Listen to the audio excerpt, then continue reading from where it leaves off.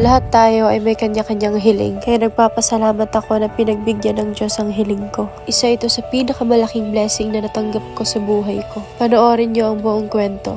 Ito na yung tamang panahon para sabihin namin sa inyo yung pinakatotoo talaga kasi nung mga nakaraang buwan is talagang prank lang talaga yon. So last content kasi namin dito sa YouTube is sinabi ko buntis ako pero hindi pa ako buntis noon. Diba? Hindi. Yung sa Parang, Baguio. pero di natin alam. Tapos yung mga TikTok contents ko, yung bilbilang talaga yun, literal na bilbilang talaga yun. Nung mga past, yung April ba yun, tinga diba naban yung 2.6M ko. Kaya, ang ginawa ko, gumawa ko ng paraan para lumakas. Yun yung nagpa-boom sa akin. Eh ate, hindi ko naman in-expect na magkakatotoo yung prank. Kakaprank namin, nagkatotoo ngayong year na to. So, eto na siya. So, we are pregnant. Ayan. Nakakatawa. 3 beses akong nag-PT noon and positive talaga siya. Ito na yung pinaka-funny part. Paano nga ba namin nalaman? Nalaman namin guys, sa naghihilot Sa naghihilot sa akin kasi parang masama kasi pakiramdam. wala pa akong kaalam-alam noon. Tulog ako noon habang sumusukat. Pagsuka ko, nakaganyan na ako. Andito na yung suka ko sa kamay ko. Tapos sabi niya pa, uy, mala na ba yan? Nakakadiri. Ganun pa. Akala ko ano lang siya. Akala ko like normal lang na suka. Kasi ako, sobrang weak ko talaga kasi. Kaya parang normal na lang sa akin na sumuka. Normal na lang sa akin na lagnatin. Ganon. Nabukasan agad no, nagpahilot na agad ako. Kasi nga, hindi ko alam yung nararamdaman ko talaga. Sobrang lala. Ito talaga yung totoo ha. Akala ko kasi baog ako or baog siya.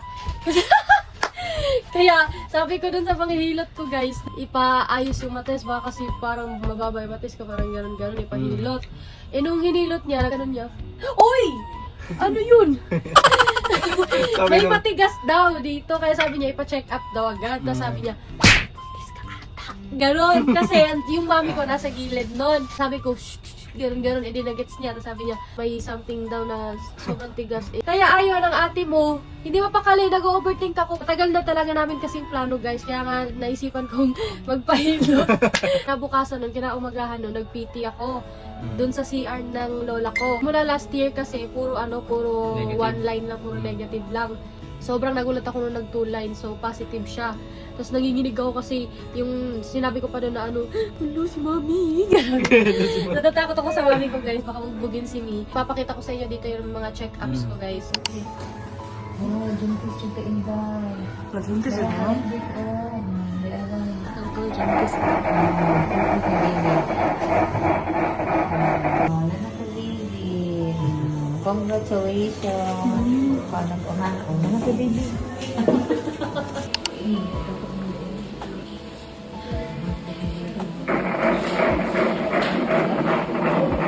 Mumugmog siya. Halo. Okay, ata. Ano siya? Nagbihok siya. Oh, nakakasal. Hi guys, salito ko sa CR. Siyempre, kahit tumagdis ang tao to, kailangan hindi hanggang. Yun, napaka-supportive din ng parents ko and wala naman silang palag. Susuntok. Ay! Hindi.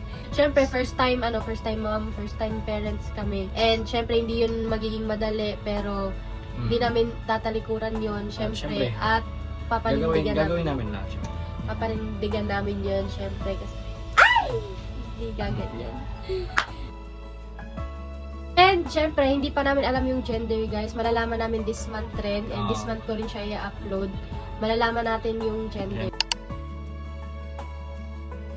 Sa mga nagtatanong kung ilang months na ako, 6 months.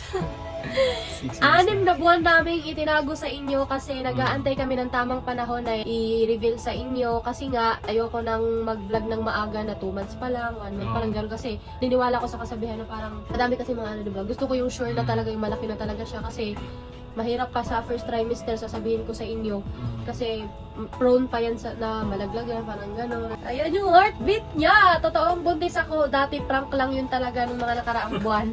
Pero ngayon nagkatotoo yung prank. Literal na prank lang yun, tsaka content. Yung akala naming content lang talaga. Ayan yung sa cash ultrasound. 3K yung cash ultrasound, hindi pala madali maging momo. Ayan guys. All normal, kumpleto lahat ng body and organs niya, yung lahat-lahat guys. Sobrang healthy niya rin. Ito yung, ko guys, pregnancy journal. Ayan o, may pangalan ko na talaga yan. May magsabi na namang prank na naman. Ayan o, basahin nyo! May pangalan ko na talaga yan, Jemery Kayla Tulit. Nandito na ako guys o. 3 months na lang. 3 months yun na lang akong sasamahan sa vlog journey. na ano, na Ayun. malaki ang Chan journey. Sakto-sakto pa talaga na yung pregnancy ko. Kaya hindi talaga ako nag-vlog pa guys kasi sobrang nangihina ako ng mga ano, sobrang stress. Yung first trimester, dami namin problema talaga. problema, lalo na nung nag-down yung system ng Bigo, sobrang hirapan kami, talagang zero balance na talaga kami. Sobrang timing talaga, zero balance kami Tapos talagang. biglang Nalaman namin na buntis ako. Tamang araw-araw sipag lang. Kasi dati hindi ako tumatanggap ng ano guys, ng 1K, 2K na BF. Talagang, sobrang OA ni bakla. 5K up lang inaano ko talaga. 5K, 10K, gano'n. Pero nung nawala yung Bigo, dun ko natutunan ng mag-appreciate ng small TF kasi kahit pala small TF lang yan, lalaki at lalaki yan kapag naipon. Ang maganda kasi dito, nagpapasalamat kami kay Lord kasi buti na lang talaga dumating tong baby na to na wala kaming kahit na pera kung gano'n. Sakto lang. Kasi pangit kasi guys, pag naabutan niya yung madami kaming pera at baka ma-spoiled or like hindi kami matututo kung paano maghanap ng pera na pinagsisipagan. Yun naman, pinagsisipagan naman natin kaso nga lang kasi syempre parang aalisin sa'yo ni Lord pagka alam niyang makakasira sa pagkatao mo, tusunod lahat ng dugo mo dahil di ba nakakalimutan mo na may Diyos ka, hindi ka na nakapagsimba. Yun yung nangyari sa amin kasi. Di ba, sobrang dami namin kailangang asikasuhin, dami namin trabaho, dami namin kailangan gawin. Nakakalimutan na namin magsimba, no? Nakakalimutan namin pumunta ng church. Ayun, parang pinaramdam lang sa amin ni Lord na susubukan niya kami na bigyan niya sa amin yung baby na hinihiling namin sa panahong walang-wala kami. Pinaka-importante rin talaga sa relationship, lalo na yung pag may paparating na blessing, ganun. That communications. Dapat, isi-center nyo talaga yung sa relationship nyo, yung Panginoon. Kasi, doon namin natutunan talaga na parang, sa sobrang laki na ng perang na namin, umaabot na ng milyon, talagang nakakalimutan namin, inaamin namin yun na parang hindi na kami nakakapagsimba, ganun. So, ang daming, despite sa lahat ng mga problemang dumating, ang dami namang lessons na natutunan namin. And isa yon yung alam nyo ba, sobrang stress ko nung mga until ngayon, stress pa rin ako, pero happy pa rin ako sa ultrasound na result. Nag-overthink ako kasi syempre, nung mga nakaraang unang kabuhanan ko, sobrang stress ako, sobrang umiiyak ako, sumahagulhul ako. Ang dami kong sobrang stress talaga yung literal na alam mong madadama yung anak mo. Pero thankfully, sobrang bait ni Lord kasi wala, normal lahat ng organs na kumpleto ang kanyang happy fit. Happy fit. At yung niya, daliri niya. Sa tingin nyo guys, kanino magmamana? Sa tingin ko sa akin. Ay! Wow! Tingin mo! Hindi. Gusto namin yung guys, yung may pinaglilihan ako. Pero si Rustin. Si Rustin. Alam ko kilala niyo yun. Si Rustin yung pinaglilihan ko guys. Kasi hindi siya makatulog na hindi niya pinapanood. Hindi ako makatulog na hindi ko pinapanood yung batang yun.